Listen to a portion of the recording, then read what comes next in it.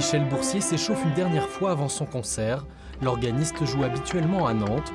Ce jour-là, il doit apprivoiser l'orgue de la cathédrale Péberlan à Bordeaux.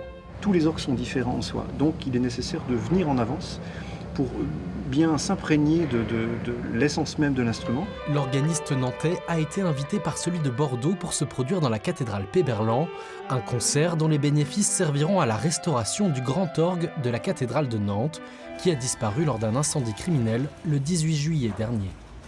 J'ai été très touché de cette empathie, bien évidemment, puisqu'on connaît la valeur de nos instruments.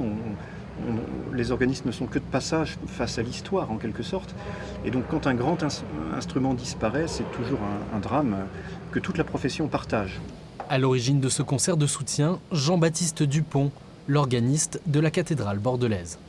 Alors là, tu as vu les tailles, tu vois, c'est pas mal fait comme facture.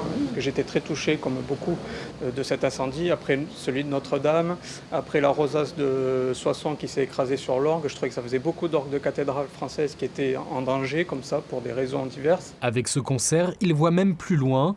L'orgue de Bordeaux, ainsi que beaucoup d'autres en France, sont en mauvais état.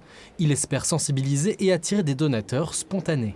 Le but, c'est aussi de sensibiliser, de rappeler qu'il y a tous ces instruments qui sont un patrimoine extraordinaire, extrêmement riche, mais qui en même temps est un des plus mal lotis d'Europe pour ce qui est de l'entretien et pour ce qui est de la restauration et de la manière dont on conçoit l'avenir pour ces instruments.